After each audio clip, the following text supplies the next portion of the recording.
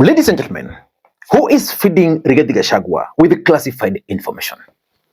Because I want you to listen to Rigathi Gachagua very closely. Because what is said here has actually been proved to be true. This information has been given to me by officials within IEBC. This tender was tailor-made. The specifics were made in a way, the specs, that nobody else can win this tender other than this South Korean. And you'll see.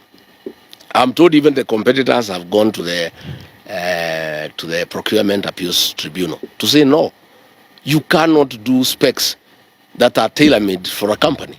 And I want now to challenge you as the media to go to IEBC, ask for the specs in this tender. Then Google and get what this South Korean firm has. And you'll find word to word, sentence by sentence, requirement by requirement. It's a fraud. And I want to thank IEBC officials who have looked for me, great patriots of this country, who don't want anybody to mess with this country. And they are saying it is not possible to have a new system within the remaining time of 11 months. When do you do digital migration? When even tender now has been not been awarded. By the time it is awarded, they come, digital migration. The elections are here. There is no time to interrogate. I want to recommend that the current system of mathematics be retained. So the question is, who is feeding Rigathi Gachagua with information? Ladies and gentlemen, IEBC has actually admitted that there was an error. Let me read for you verbatim what Citizen Digital has posted about this.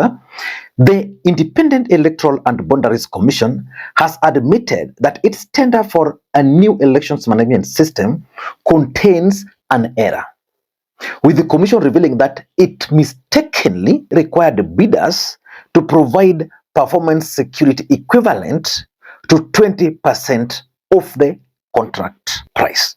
Ideally, this should have been 10%. And that's exactly what Rigathi was saying, that it was designed to favor a particular company. And it goes to say here, IEBC says it has since identified the mistake and is preparing an addendum to correct the requirement, noting that the law caps performance security at 10% of the contract price. Ladies and gentlemen, that's how you know that something is true. And the IEBC have actually been found guilty.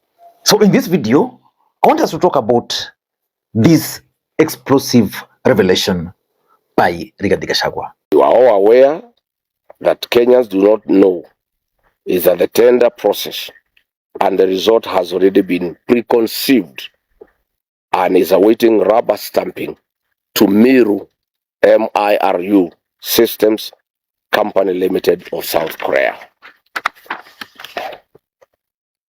Mr. Chairman Ethkon, it is within your knowledge and mischief that what is actually happening is a mundane public relations exercise to manage the other bidders and 55 million Kenyans. Mr. Chairman, you are aware that to facilitate this activity, IEBC commissioners fired the procurement manager in IEBC and installed a puppet to manage this tender. Mr. Chairman and your Vice Chairman, Fahima Arfat Abdallah, have been compromised as the drivers of this tender process against the concurrence and the wishes of the other commissioners. Mr. Chairman, this is not the first time I'm raising an alarm on your Vice Chairperson. You will recall that during the by-elections in Magarini last year, this same Vice Chairperson was largely involved in the malpractices, and I made the matter public. You did nothing about it. This confirms that she was holding your brief and that you are the appointing authority.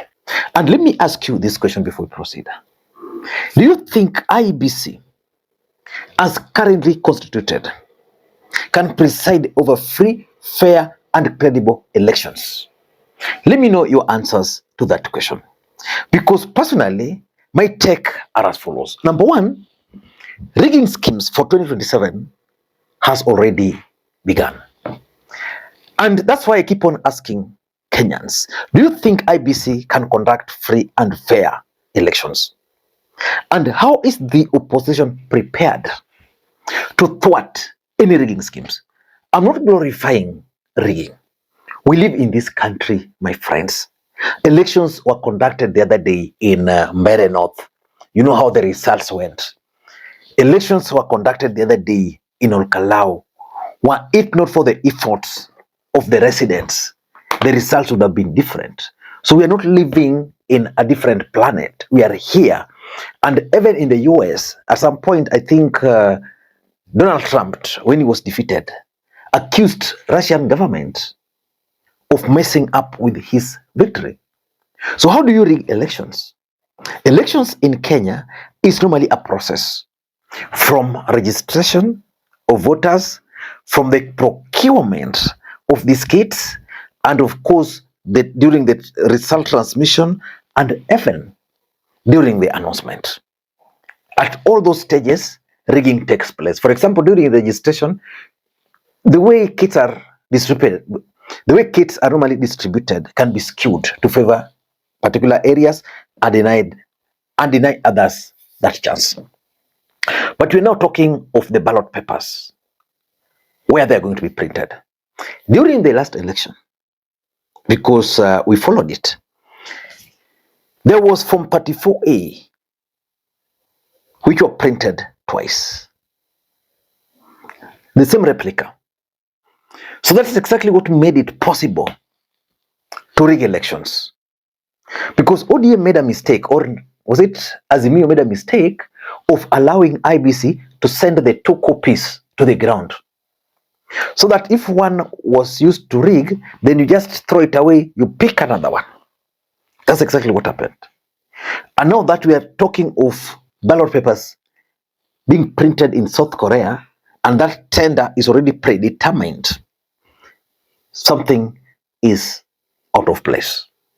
So it's about the rigging scheme. Number 2, I also tend to think that Rigathi Gachagua is positioning himself as the best suited person who can tame or deal with William Ruto as far as 2027 elections are concerned. And let me also put this question to you. Within the opposition, who can challenge William Ruto? Who had this information? Because this information, the way Rigathi Gachagua has relayed it, it means someone gave him, or he was able to access that information. And he was also bold enough to deliver it. Who do you think can deliver that information? Do you think Kalonzo Musyoka is even aware of what Rigathi Gachagua is talking about? So which means Rigathi, in the eyes or in the face of Kenyans, is trying to project an image as the only person who is alert, who is capable of thwarting any rigging schemes. Because the truth is, elections in Kenya, at some point, someone will have to rig. We know they want to do some monkey business. There is a system called Smartmatics. The new commissioners have advertised a tender for supply, delivery, installation, testing, and maintenance of the integrated elections management system. There is a game that is being played there by the vice chairman. The vice chair was an official of ODM. She is very close to Hassan Joho. Her and the chairman and Joho have come up with a company called Miru Systems Company Limited from Korea.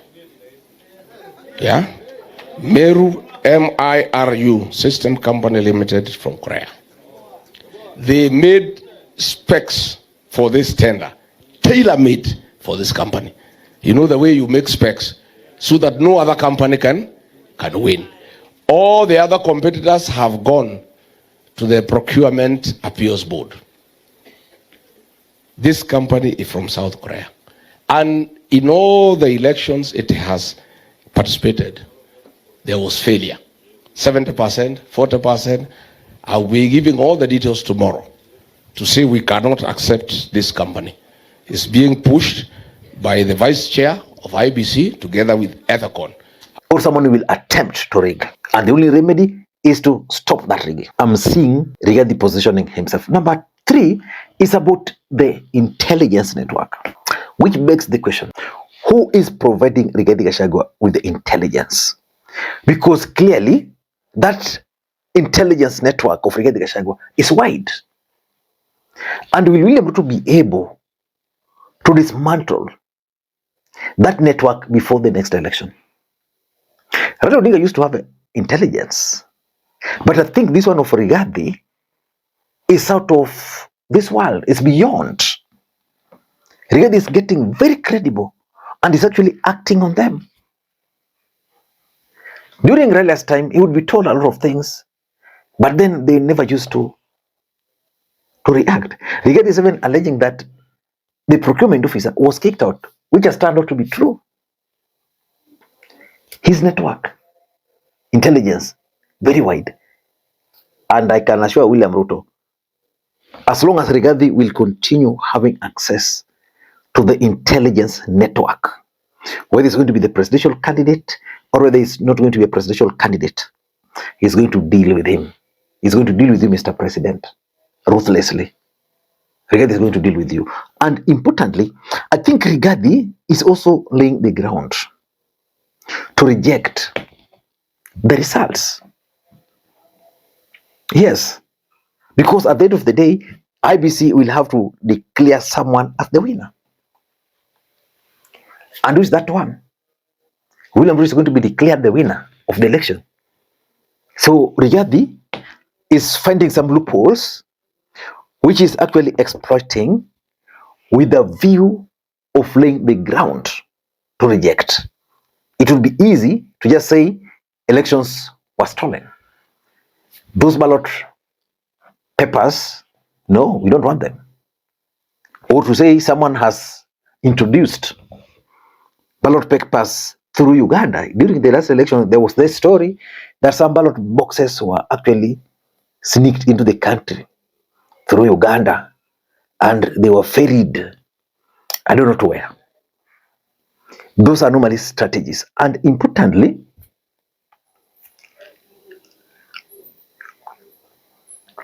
I also tend to think that Rigathi is keen on putting the country on high alert. You see, if you are to go to the polls today, the truth is the opposition has an upper hand in this election, but only if they're united. But are they going to unite? I don't think. So I think Rigathi is just sounding the alarm. He's putting them on high notice, on high alert.